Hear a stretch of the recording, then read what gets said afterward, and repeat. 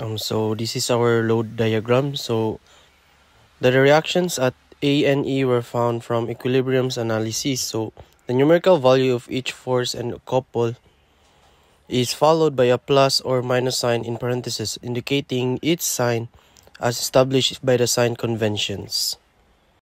So what we did first is we get the reactions at A and D. So we use the summation of moment at A is equals to 0 and counterclockwise is positive.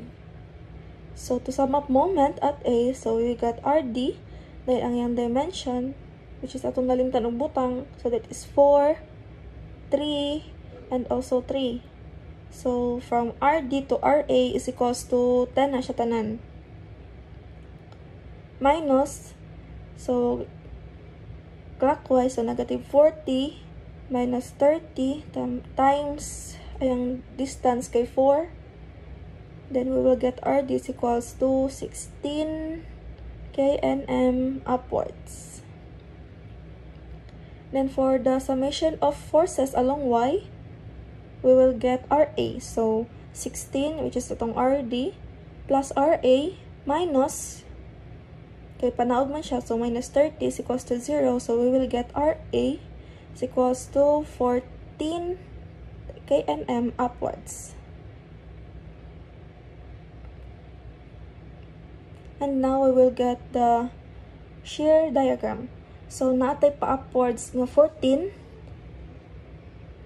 upwards, so positive. Tapos no load, so pa-straight ra siya. Then 14 minus 30, we will get negative 16. So natay pa downwards nga negative 16. Then no load. Then no load gyapon kaysa moment ra man na siya magamit. Then upwards nga 16. So that will become 0. Negative 16 minus 16, so 0. At area 1, area 2, and area 3.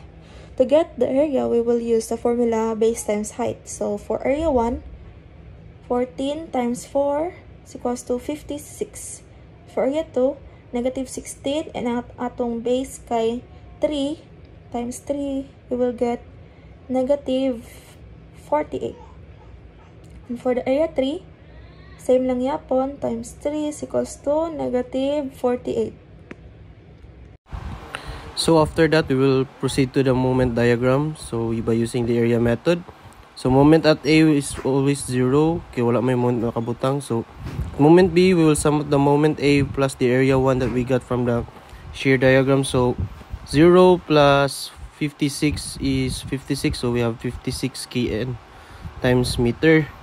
So next is at moment C, we will just sum up at the moment B and the area 2. So moment B is 56, then the area 2 is negative 48. So we'll sum up that we will have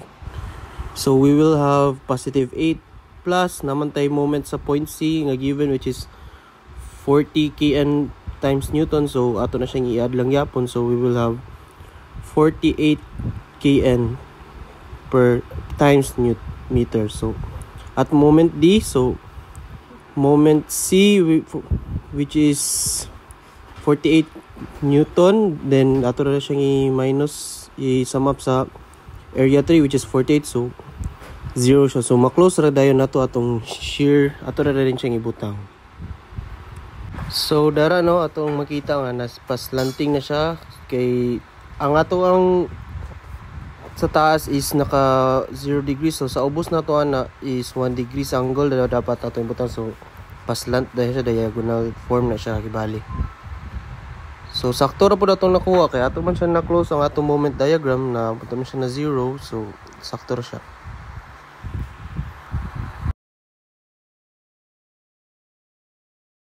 So what we did in this problem is atong gikuha ang shear and moment diagram using area method. So atong first gikuha kay ang reaction sa D o sa A.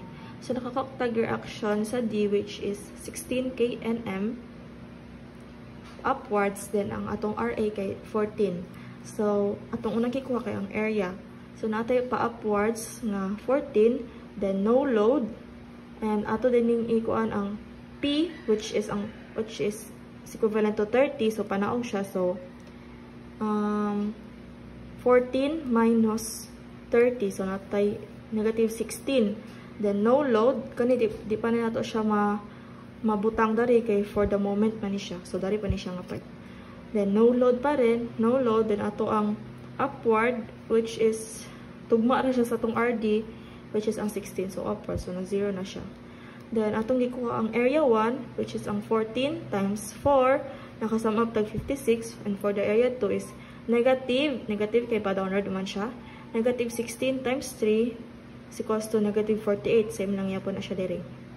And for the moment, atong gikuha first kay ang moment at A. So, 0 na siya kay wala may moment nakabutang diri una. Then, for the moment at B, atong gi-use ang formula nga MA, moment A, plus area 1. So, atong moment A kay 0, and atong area 1 kay 56. Nara, 56. So, is equals to 56. Same lang yapon na siya dari. Ang atong moment at C, so MB plus area 2 is equals to 56 plus negative 48 plus 40. Ano nag-40 ta dari kay basta gani paana, positive na siya, nara. Basta paana kay negative, i-minus nimo. So, ang atong given man kay paana, pa-clockwise. So, i-plus na to, plus 40, we will get 48. And for the last moment, MD, atong i-add ang MC o ang area 3, which is 48 minus 48 is equals to 0. So, narada yun, 0 first. Ato ning ipang input na rin. So, 0. Musa ka rin siya 56. Tapos, panaog siya 40. Plus, ay 8 na siya, 8, plus 40, which is kani, then, panaog din siya, which is ang MD kay 0. So, that's all. Thank you.